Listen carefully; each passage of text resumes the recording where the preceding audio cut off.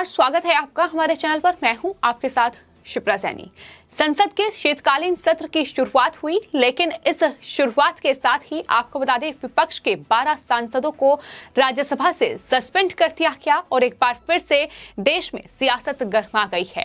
दरअसल जिन 12 सांसदों को सस्पेंड किया गया है, ये पूरा मामला 11 अगस्त का है, मॉनसून सत्र का है, जब राज्यसभा में पेगासस के मुद्दे पर काफी हंगामा देखने को मिला था। तमाम सांसद टेबल पर चढ़कर वहां पर्चे उखाड़ते नजर आए थे और किस तरीके से वहां मार्शल के साथ मारपीट की गई थी, ये तस्वीरें भी, ये सीसीटीवी फुटेज भी सामने आए थे। और इस पूरे मामले को लेकर अब राज्यसभा के 12 सांसदों को सस्पेंड किया गया है, जिसमें कांग्रेस पार्टी, तृणमूल कांग्रेस, शिवसेना, मार्क्सवादी कम्युनिस्ट पार्टी और एक भारतीय कम्युनिस्ट पार्टी का सांसद भी शामिल है। कुल 12 सांसदों को निलंबित किया गया है, जिसके बाद प्रियंका चतुर्वेदी से लेकर तमाम वो सांसद जो निलंबित किए गए हैं वो भड़के हुए हैं। तमाम विपक्षी पार्टियां लगातार बयानबाजी कर रही है।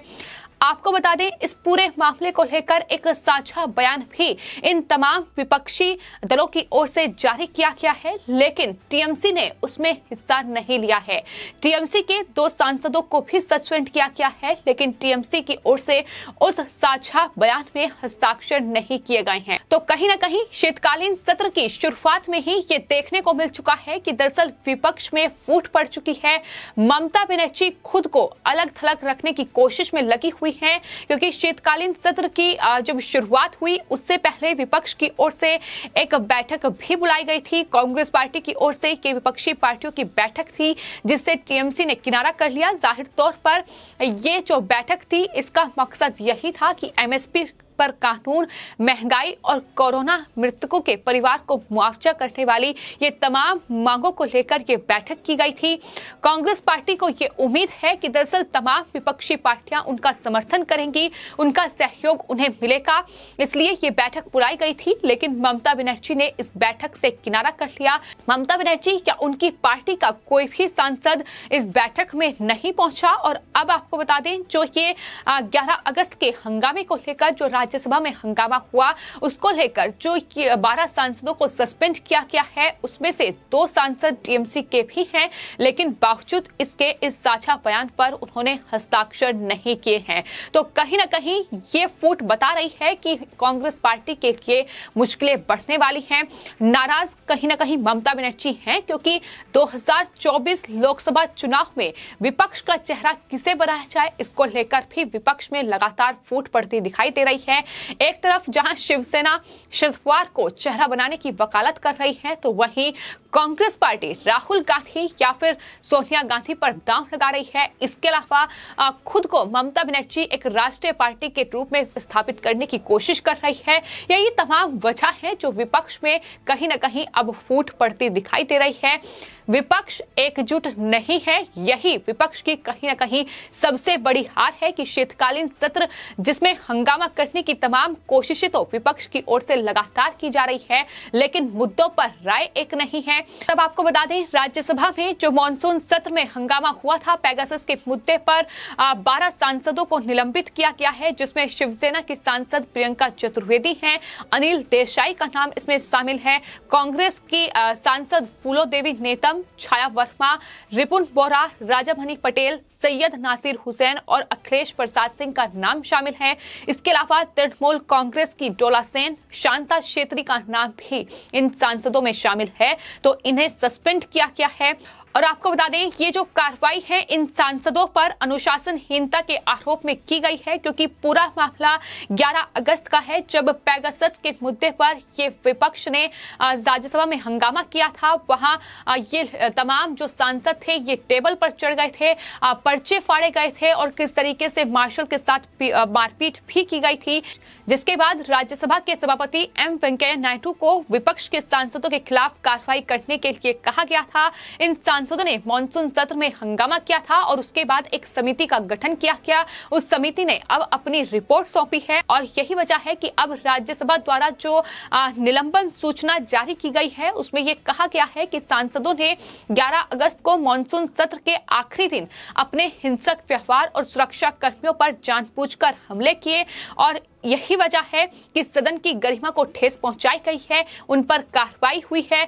तो इस वजह से उन पर कार्रवाई की गई है। लेकिन प्रियंका चतुर्वेदी से लेकर कांग्रेस की सांसद छाया वर्मा बौखलाई हुई हैं। उनकी तरफ से बयान दिया गया है। उन्होंने कहा है कि दरअसल राज्यसभा से जो निलंबन किया गया है वो उन्हें उनका पक्ष रखने का मौका नहीं दिया गया। साथ ही उन्होंने ये भी कहा कि जिला कोर्ट से लेकर सुप्रीम कोर्ट तक एक आरोपी को अपना पक्ष रखने का मौका मिलता है, उन्हें वकील उपलब्ध कराए जाते हैं, लेकिन यहाँ वो मौका नहीं दिया गया, हमारा पक्ष नहीं लिया गया। इस तरीके की नाराजगी लगातार उनकी तरफ से जाहिर की गई है। लेकिन यहाँ सवाल यही है कि ये निलंबन किस लिए किया गया है, क्योंकि अनुशासनहीनता उन्होंने दिखाई है। साफ तौर पर जिस तरीके की तस्वीरें राज्यसभा से निकलकर सामने आई थी वो सदन का अपमान था, वो संसद का अपमान था और विपक्ष लगातार ये अपमान कर रहा है। आज भी शीतकालीन सत्र का पहला दिन और जिस तरीके से कृषि कानूनों को लेकर विपक्ष ने हंगामा बरपाया है वो अपने आप में कहीं ना कहीं देश के लिए अपमान करने वाली बात है। जिस तरीके से वहां राज्यसभा के चाहे सभापति हो चाहे लोकसभा के स्पीकर हो, उनके सामने इस तरीके का व्यवहार करना, इस तरीके से टिप्पणी करना, इस तरीके से हंगामा करना अपने आप में सदन की गरिमा को ठेस पहुंचाता है और यही वजह है कि उन पर कार्रवाई हो रही है। लेकिन आपको बता दें इस पूरे मामले को लेकर अब एनडीए की एक मीटिंग बुलाई गई है जिसपे कई केंद्रीय मंत्रियों ने हिस्सा लिया है। टॉप जो केंद्रीय मंत्री हैं उन्होंने इस मीटिंग में हिस्सा लिया है। Leader of the house Piyush Goyal भी उस मीटिंग में शामिल हुए हैं, ये खबर भी सामने आई है। साथ ही आपको बता दें राज्यसभा के उपसभापति हरिवंश भी उस मीटिंग में शामिल हैं। जाहिर तौर पर यह मीटिंग इसलिए ही बुलाई गई है कि जिन 12 सांसदों को सस्पेंड किया गया है क्या वो जायज हैं या किस तरीके से हंगामा जो बरपाया गया है। और आपको ये भी बता दें कि विपक्ष की ओर से कल एक मीटिंग भी इस पूरे मामले को लेकर बुलाई गई है।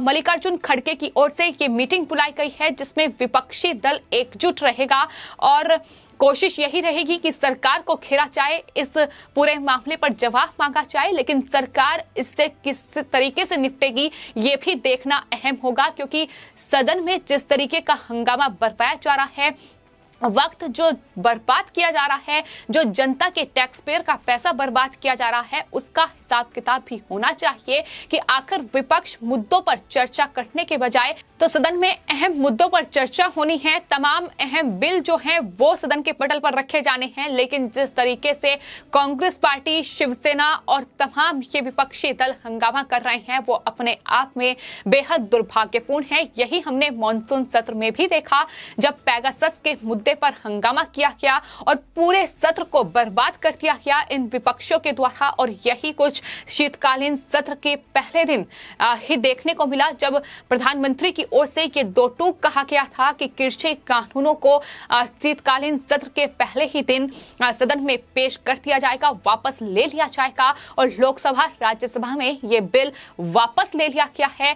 लेकिन बावजूद इसके विपक्ष जो है वो अपनी राजनीतिक रोटियां सेकने से बाज नहीं आ रहा है। अपने राजनीतिक एजेंडे को किस तरीके से आगे बढ़ा रहा है ये उनके बयान साफ तौर पर बता रहे हैं।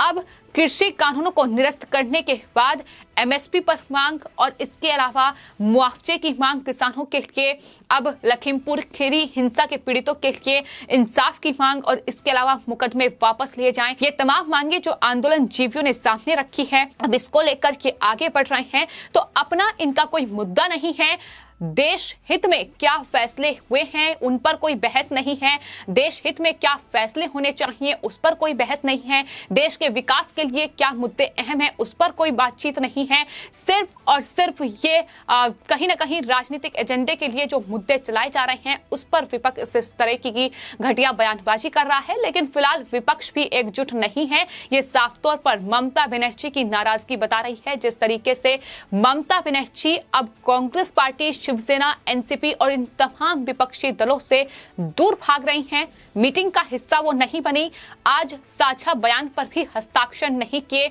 और उसके बाद क्या कल वो मीटिंग का हिस्सा होंगी इस पर भी नजरें टिकी हुई हैं। लेकिन फिलहाल फूट सामने आ रही है तो वहीं दूसरी तरफ एनडीए की मीटिंग भी जारी है। देखना होगा कि आखिर कल सदन में क्या कुछ तस्वीर देखने को मिलती है। फिलहाल आपकी इस पूरे मामले पर क्या राय है हमें कमेंट बॉक्स में जरूर लिखें और चैनल को सब्सक्राइब करें। धन्यवाद।